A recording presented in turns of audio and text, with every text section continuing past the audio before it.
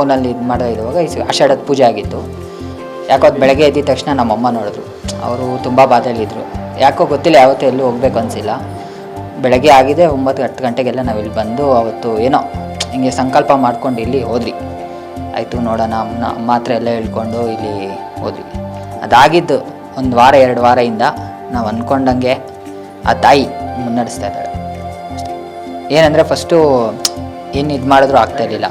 ಆದರೆ ಈಗ ಏನೋ ಒಂದು ಪ್ರಯತ್ನ ಮಾಡ್ತಾಯಿದ್ದೀರಿ, ಅಮ್ಮ ದಾರಿ ತೋರಿಸ್ತಾ ಇದ್ದಾಳೆ ಅಷ್ಟೇ. ಸಂಕಲ್ಪ ಮಾಡ್ಕೊಂಡಿದ್ದೀರಿ, ನಾವು ತಪ್ಪು ಒಪ್ಪು ಎಲ್ಲ ಏನೇನು ಮಾಡಿದ್ದೀರೋ ಕಷ್ಟಪಡ್ತಾಯಿದ್ದೀರಿ. ತಾಯಿ ಹತ್ರ ಬೇಡ್ಕೊಂಡಿದ್ದೊಂದೇ, ತಾಯಿ ನಾನು ಕಷ್ಟಪಡ್ತಾಯಿದ್ದೀನಿ, ನಾನು ತಕ್ಕಂಗೆ ಪ್ರತಿಫಲ ಕೊಡು, ತಪ್ಪಾಗಿದೆ ಕ್ಷಮಿಸ್ಬಿಟ್ಟು ಮುನ್ನಡೆಸಮ್ಮ ಅಂತ ಅಷ್ಟೇ ಹೇಳ್ತೀನಿ.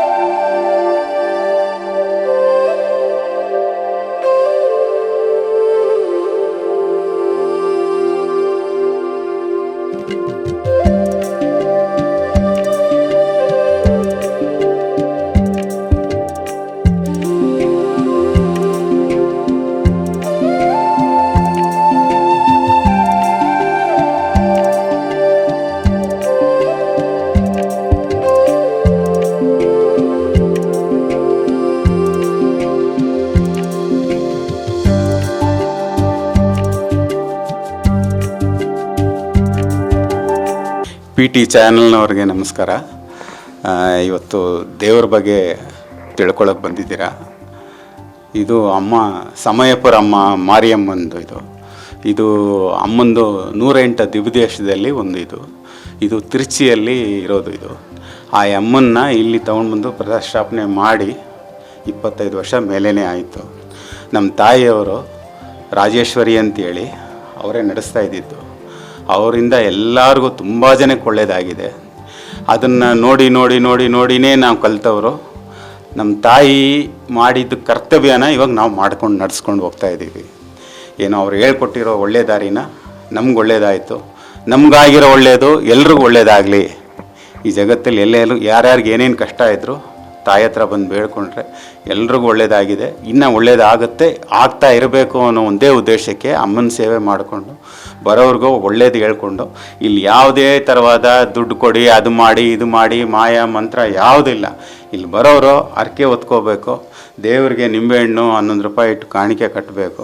ಅದು ಬಿಟ್ಟರೆ ದೇವ್ರ ದೀಪ ಹಚ್ಚಬೇಕು. 9 ವಾರ 11 ವಾರ 5 ವಾರ ಅವ್ರವ್ರು ಬೇಡ್ಕೊಳ್ಳೋದು ನಾವು ಬಂದು ನೋಡಿದಾಗ ಅವ್ರಿಗೆ ಹೇಳ್ತೀವಿ. ಅದು ತಕ್ಕನಾಗಿ ಬಂದು ಬೇಡ್ಕೊಂಡ್ರೆ ಎಲ್ಲ ರೀತಿಯಲ್ಲಿ ಒಳ್ಳೆಯದಾಗುತ್ತೆ.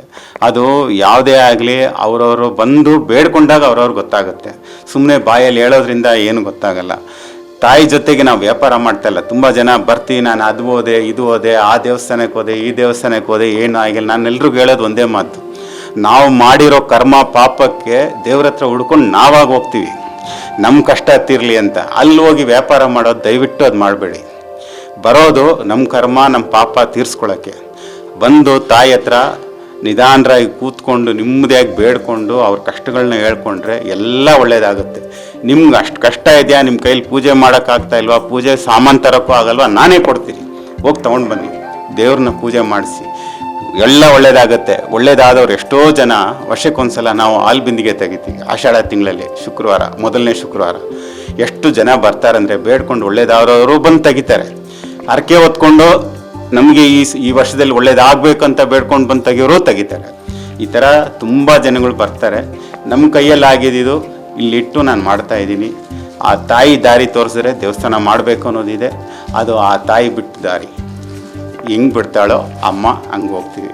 ಇರೋದ್ರಲ್ಲಿ ಎಲ್ಲರಿಗೂ ಒಳ್ಳೇದಾಗಬೇಕು, ನಾವು ಪ್ರಯತ್ನ ಮಾಡ್ತಾಯಿದ್ದೀವಿ. ನಿಮ್ಮೆಲ್ರದ್ದು ಸಹಕಾರ ಇದ್ದರೆ ಇನ್ನೂ ಎಲ್ಲ ಒಳ್ಳೆಯದೇ ಆಗುತ್ತೆ. ಅಷ್ಟೇ. ದೇವ್ರ ಬಗ್ಗೆ ಇನ್ನೇನಾದ್ರು ಕೇಳಂಗಿದ್ರೆ ಕೇಳಿ ನಾವು ಹೇಳ್ತೀವಿ ಸರ್. ಯಾವ್ಯಾವ ಥರ ಕಷ್ಟ ಸರ್, ಬರೋರು ಮಕ್ಕಳಾಗಿಲ್ಲ ಅಂತ ಬರ್ತಾರೆ. ಆ ಅಮ್ಮ ತುಂಬ ಶಕ್ತಿ, ಮಕ್ಕಳು ಕೊಡೋದ್ರಲ್ಲಿ ಅಷ್ಟು ಶ್ರೇಷ್ಠ ಆ ಅಮ್ಮಂದು. ಅದು ನಾವು ಬೇವಿನ ಸೊಪ್ಪು ಆಮೇಲೆ ನಿಂಬೆಹಣ್ಣು ಇಟ್ಟು ಪೂಜೆ ಮಾಡಿ ಮಡಿಯಲ್ಲಿಟ್ಟು ಕೊಡ್ತೀವಿ. 3 ವಾರ ತಿಂದರೆ ಸಾಕು, ತಾಯಿ ಅಷ್ಟು ಒಳ್ಳೆ ವರ ಕೊಡ್ತಾಳೆ. ಆಮೇಲೆ ಗಂಡ ಹೆಂಡ್ತಿ ಬೇರೆ ಆದವ್ರನ್ನ ಸೇರಿಸ್ತಾಳೆ ಅಮ್ಮ. ಏನೇನೋ ಕಾಯಿಲೆಗಳು ಬರ್ತಾರೆ. ಆ ಅಮ್ಮಂದು ನಾವು ಅಲಂಕಾರ ಮಾಡ್ತೀವಿ. ಯಾವುದರಲ್ಲಿ ಅರ್ಶಿಣದಲ್ಲಿ ಅಲಂಕಾರ ಮಾಡ್ತೀವಿ. ಅರ್ಶಿಣ ಅಲಂಕಾರ ಮಾಡಿದ್ದನ್ನು ಕೊಡ್ತೀವಿ. ಅದನ್ನು ದಿನ ಕುಡಿತಾ ಬಂದರೆ ಎಷ್ಟೋ ಕಾಯಿಲೆಗಳು ವಾಸಿ ಆಗುತ್ತೆ. ಈ ಥರ ಹಲವಾರು ಬೇಡಿಕೆಗಳು, ಏನೇನೋ ಅವ್ರ ಕಷ್ಟ ಹೇಳ್ಕೊಂಡು ಬರ್ತಾರೆ. ಬರೋರಿಗೆಲ್ಲ ಆಮೇಲೆ ಫೈನಾನ್ಸ್ ಕೊಟ್ಟು ಸಿಕ್ಕಾಕೊಂಡಿದ್ದೀವಿ. ಆಮೇಲೆ ದುಡ್ಡು ತಗೊಂಡು ಸುಳ್ಳು ಹೇಳಿ ತಗೊಂಡು ಸ್ವಂತದಲ್ಲೇ ಪ್ರಾಬ್ಲಮ್ಮು.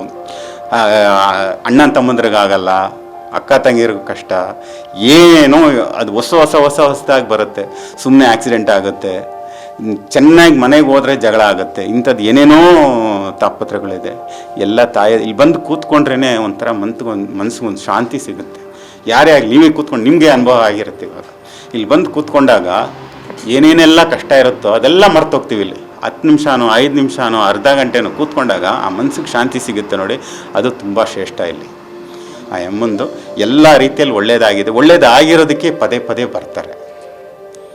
ಇವರೆಲ್ಲ ನೋಡಿ 7-8 ವರ್ಷ 10 ವರ್ಷ ಹತ್ರ ಆಗ್ತಾಯಿದೆ. ಇವ್ರ ತಾಯಿ, ಇವ್ರ ತಮ್ಮ, ಇವರಂತೂ ದೇವ್ರನ್ನ ಅವ್ರು ನೋಡಿ ಎಲ್ಲಿದ್ದಾರೆ ನೋಡಿ, ಬಂದಿದ್ದಾರೆ ನೋಡಿ.